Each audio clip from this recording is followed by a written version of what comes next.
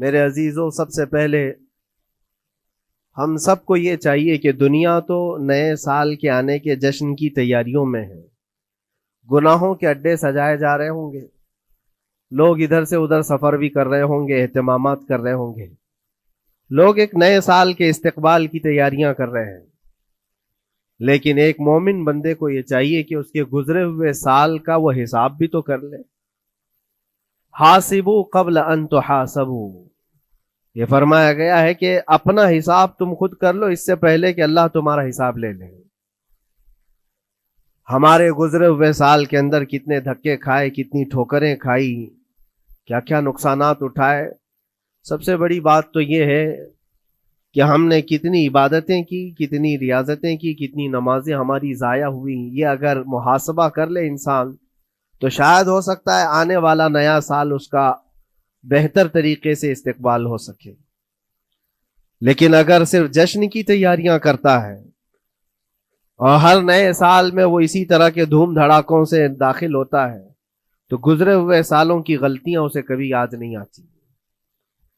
اللہ تبارک و تعالیٰ قرآن پاک میں فرماتا ہے کہ تم سے ہر نعمت کے بارے میں پوچھا جائے گا، ہر نعمت کے بارے میں پوچھا جائے گا۔ حدیث پاک میں ہے، نبی کریم صلی اللہ تعالیٰ علیہ وسلم فرماتے ہیں کوئی انسان قیامت کے میدان سے اس وقت تک اپنا پیر نہیں ہٹا سکتا جب تک 5 سوالات اس سے نہ کر لیے جائیں۔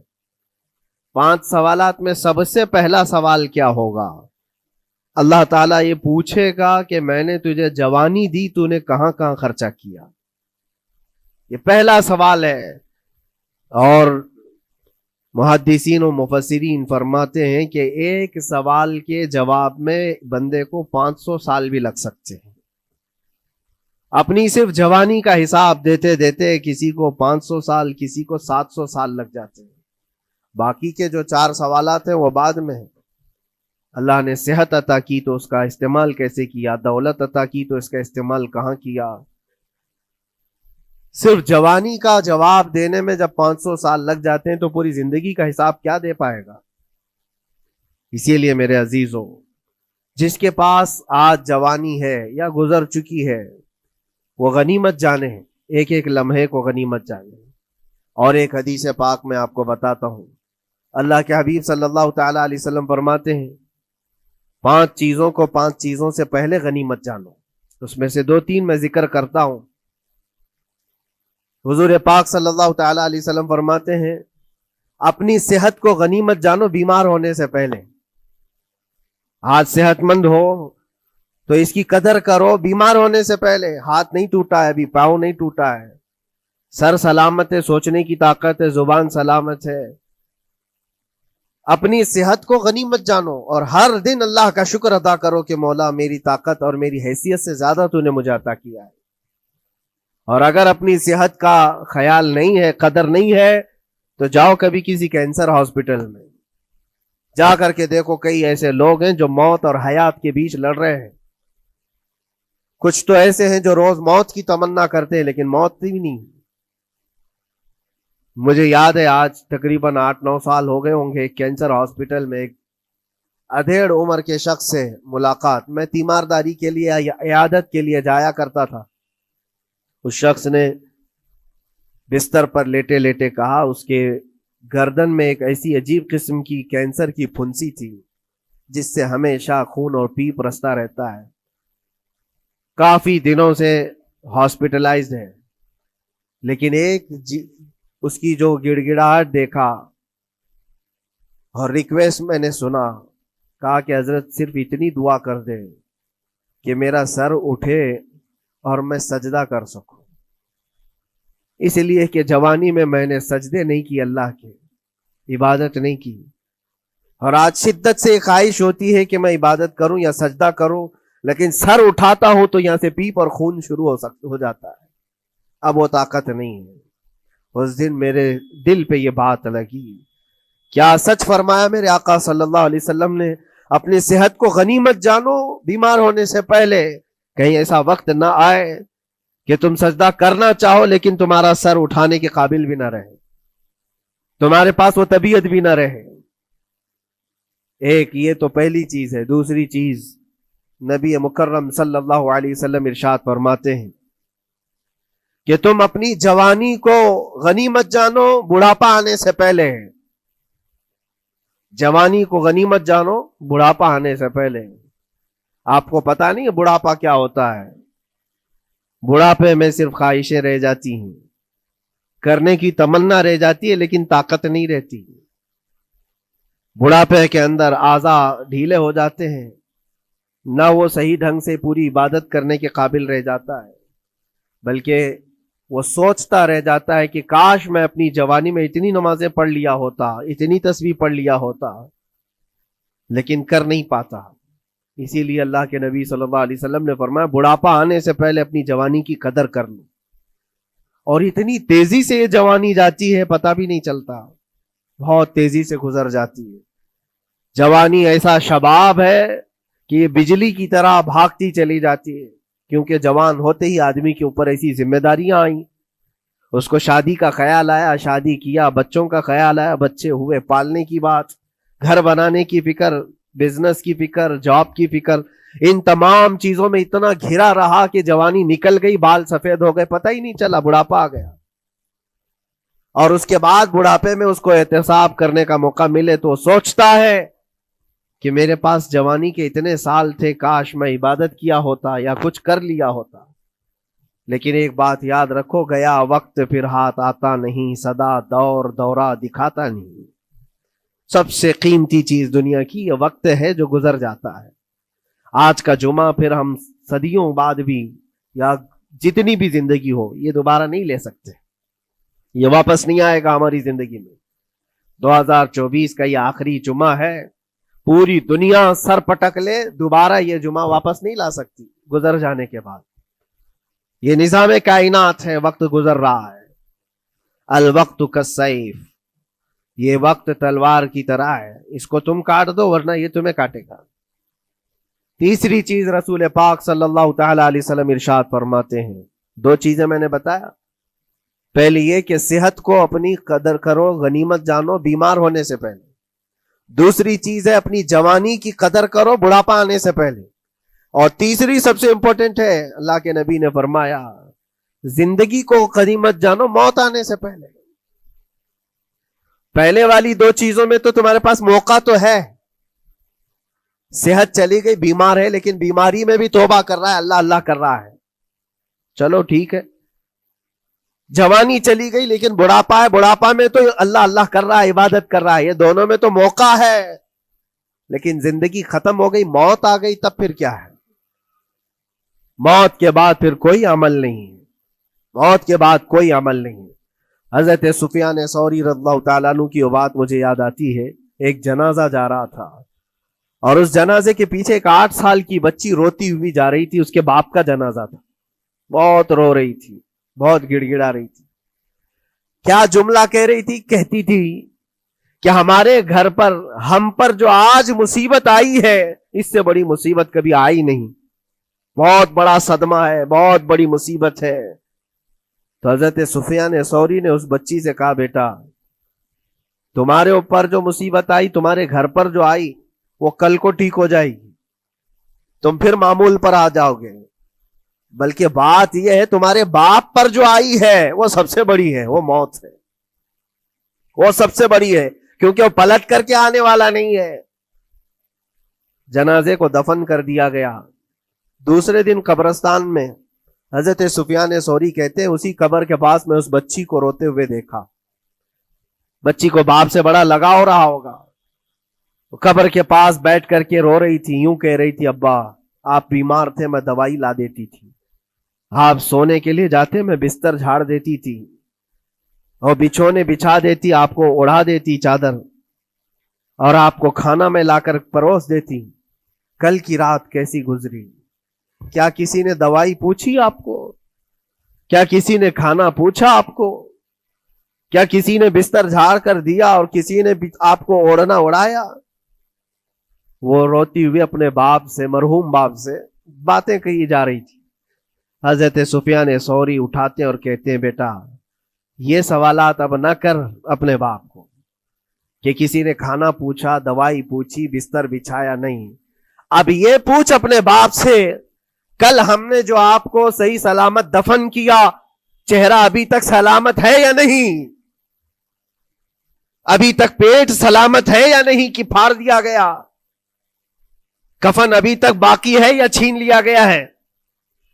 یہ پوچھ اپنے باپ سے کہ کل ہم نے جب دفنایا تھا تو خوشبوؤں میں دفنایا تھا. پوچھ اپنے باپ سے کہیں کیڑے تو نہیں چڑھ گئے آج؟ کیونکہ یہ ہونے والا ہے اب قبر کی زندگی میں. عزیزان گرامی وقار، اسی لیے حضرت مولا علی کرم اللہ وجہہ الکریم جب قبرستان جاتے سلام کرتے قبر والوں کو اور اس کے بعد ایک ایک گھنٹہ کھڑے ہو کر روتے تھے. حضرت سعید ابن مسیب کہتے ہیں میں مولا علی کرم اللہ وجہہ الکریم سے پوچھا آپ قبر والوں کے پاس کھڑے ہو کر کیوں رو رہے ہیں؟ حضرت علی فرماتے میں نے ان سے پوچھا کیا حال ہے تمہارا اے قبر والوں؟ انہوں نے جو جواب دیا سعید اگر تم بھی سنتے تو روتے. کہا کیا جواب دیتے ہیں قبروں والے؟ مولا علی کرم اللہ وجہہ الکریم فرماتے ہیں وہ مجھے جواب دے رہے ہیں کہ اے علی ہمارے گھر والوں نے تو ہمیں صحیح سلامت دفنایا تھا، ہمارے چہروں پر مسلسل آج دن اور رات بچھو چھوڑ دیے گئے، ہمارے چہروں پر آج اور ہماری ناک پر بچھو ڈنک مارتے ہیں، ہمارے بالوں میں جس کو ہم آئینے کے سامنے کھڑے ہو کر گھنٹوں سجایا کرتے تھے پیپ بھر دیے گئے ہیں، اور ہمارے چہرے کی چمڑیاں جھلس گئی. یہ سارے جوابات میرے عزیزوں قبروں والوں کے ہیں. اس منزل تک ہر ایک کو پہنچنا ہے، اسی لیے سال گزرنے سے پہلے اپنی زندگی کا احتساب کرو. اللہ رب العزت نے ابھی بھی ہمیں موقع عطا کیا ہے، ابھی تمہاری زندگی ختم نہیں ہوئی، سانس لے رہے ہو، توبہ کر لو، دعائیں کرو کہ مولا کریم ہمارے لیے نیا سال خیر و برکت والا بنا، گناہوں سے بچنے والا بنا. کچھ لوگوں کی حالت یہ ہے کہ گناہوں پہ گناہ جب ہو جاتے ہیں تو نا امیدی کے شکار ہوتے ہیں. اب کیا ہونے والا ہے، میں تو بہت پاپی ہوں، بہت خطا کار ہوں، مجھ سے تو بڑے بڑے گناہ ہو گئے ہیں، اب میں کیا کر سکتا ہوں؟ نا امیدی کفر ہے میرے عزیز. آپ کو بتاؤں رسول پاک صلی اللہ تعالی علیہ وسلم ایک مرتبہ صحابہ سے فرماتے ہیں تمہیں پتا ہے اللہ رب العزت کا کرم اور اس کا رحم کیسا ہے؟ مسکرانے لگے.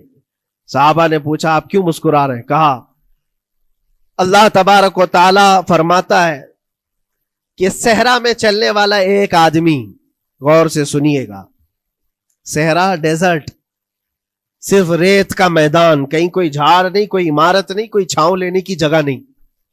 کوئی ایک بندہ اپنی اونٹنی پر ساز و سامان رکھ کر کے چل رہا تھا. صحرا کا سب سے بڑا پرابلم یہ ہوتا ہے کہ راستہ معلوم نہیں ہوتا، ہر طرف تو سیدھا ہی راستہ دکھتا ہے، ڈائریکشن پتہ ہی نہیں ہوتا، چاروں طرف سے آسمان ملا ہوا دکھتا ہے، جیسے سمندر ہے ویسے صحرا ہے. کبھی اگر آپ نے سفر کیا ہو، ہم نے مصر میں دیکھا ہے 200-250 کلومیٹر تک گاڑی چلتی ہے، ایک درخت بھی نہیں آتا، ایک عمارت بھی نہیں آتی. صحرا میں راستے بھول جاتے ہیں لوگ. پہلے کے دور میں تو کوئی نیویگیشن بھی نہیں تھا. تو کوئی بندہ ایسے جو اونٹنی پر ساز و سامان رکھ کر کے سفر کر رہا ہے اور ایک جگہ تھک کر کے سو گیا صحرا میں. سنیے یہ مثال فرما رہے میرے آقا صلی اللہ علیہ وسلم. تھک کر کے سو گیا اور جیسے اس کی نیند کھلی تو دیکھا اونٹنی ساز و سامان کے ساتھ غائب ہے، کچھ بھی نہیں ہے اس کے پاس. کھانے پینے کی جو چیزیں تھی، ساز و سامان تھا، سب اونٹنی کے ساتھ غائب ہو گیا. اب وہ بیچ صحرا میں اتنا حیران و پریشان، اٹھ کر کے تلاشنے لگا. اب اس کو نہ راستہ دکھائی دے، نہ اپنی اونٹنی دکھائی دے. شدت پیاس کی وجہ سے اب وہ جگہ جگہ پانی تلاش کر رہا ہے، پانی بھی نہیں ملتا صحرا میں. موج سراب جس کو کہتے ہیں نا، موج سراب کیا ہے؟ ریت چمکتی ہے سورج کی دھوپ سے اور انسان کو ایسا لگتا ہے ادھر پانی ہے، اور وہاں تک پہنچتا ہے تو پانی نہیں ہوتا، ریت ہوتی ہے. وہ اسی پانی کو تلاش کرتے کرتے صحرا میں مر جاتا ہے. صحرا میں بہت لوگوں کی موتیں ہوتی ہیں، پہلے بہت لوگ مر جاتے تھے جو راستہ بھٹکتے تھے. اب حدیث پاک میں فرمایا گیا وہ بندہ جس کی اونٹنی غائب ہو گئی، ساز و سامان بھی نہیں، ڈھونڈتا رہا پورا دن پوری رات، تھک ہار کر کے آزا جواب دے گئے. اب نہ پانی ملتا ہے، نہ کھانا ملتا ہے، نہ اپنی سواری ملتی ہے. ایک جگہ آ کر بیٹھ گیا، اپنی آخری سانسیں گن رہا تھا کیونکہ اب آزا جواب دے گئے تھے. سخت شدت کی دھوپ، صحرا کی تپتی ہوئی زمین، اور بھوک و پیاس کی تکلیف الگ. جیسی ہی وہ لیٹا اس کی آنکھ لگ گئی, اس کو لگا اب یہ میری آخری سانسیں ہیں, اب مرنے کا وقت قریب آ گیا ہے. پھر اس کی آنکھ کھلتی ہے. آنکھ کھلتی ہے تو دیکھتا ہے اس کی اونٹنی ساز و سامان کے ساتھ پاس میں کھڑی ہے, کھانا بھی بھرا ہوا ہے, پانی بھی بھرا ہوا ہے, سب کچھ ہے. اب نبی پاک صلی اللہ تعالی علیہ وسلم صحابہ سے پوچھتے ہیں, عرب والے بہت اچھی طرح جانتے تھے صحرا کا سفر کیا ہوتا ہے. پوچھتے ہیں اے میرے صحابہ بتاؤ اس بندے کو اپنی گمشدہ اونٹنی ملنے کا کتنا اچھا لگ رہا ہوگا, کتنی اس کو خوشی ہوئی ہوگی. صحابہ کہتے ہیں یا رسول اللہ صلی اللہ علیہ وسلم اس کی تو جان میں جان آ گئی, صحرا میں اپنی گمشدہ اونٹنی مل جائے, کھویا ہوا سامان, اپنی گمشدہ سواری اور پانی مل جائے, یہ تو حیات نو کی ایک بہت بڑی خوشخبری ہے اس کے لیے. حضور پاک صلی اللہ تعالی علیہ وسلم فرماتے ہیں سنو, یہ مثال میں نے بتایا, اسی طرح سے اگر کوئی بندہ گناہوں میں ڈوب گیا ہے, خطاؤں میں ڈوب گیا ہے, کثرت سے گناہ کرتا رہا, پھر تھک ہار کر کے ایک دن واپس آ گیا, اللہ کی بارگاہ میں سجدہ ریز ہو گیا, جھک گیا, تو اس گمشدہ اونٹنی کے ملنے سے اس صحرا نورد کو جتنی خوشی ہوئی تھی, اللہ کریم اس سے بھی زیادہ اپنے بندے کے واپس آنے پر خوش ہوتا ہے. اپنے بندے کے واپس آنے پر خوش ہوتا ہے رب تبارک و تعالی کہ میرا کھویا ہوا بندہ میرے دربار میں واپس آ گیا ہے. آج ہمارے پاس وقت ہے واپس پلٹنے کا. میرے عزیزو نا امید نہ ہو, ہمیں ہمارے جانے سے پہلے حساب کرنے کے لیے مولا نے وقت دیا ہے. پتا ہے آپ کو, یہ بھی میرے آقا صلی اللہ تعالی علیہ وسلم کی رحمت کاملہ ہے. رب تبارک و تعالیٰ سے آپ نے یہ دعا کر کے اپنی امت کے لیے اتنا وقت دلایا ہے کہ اللہ تبارک و تعالیٰ سے حضور صلی اللہ علیہ وسلم نے یوں عرض کیا کہ مولا میری امت کو توبہ کی مہلت دے, توفیق دے, مہلت دے. کہا کہ مرنے سے 1 سال پہلے تک؟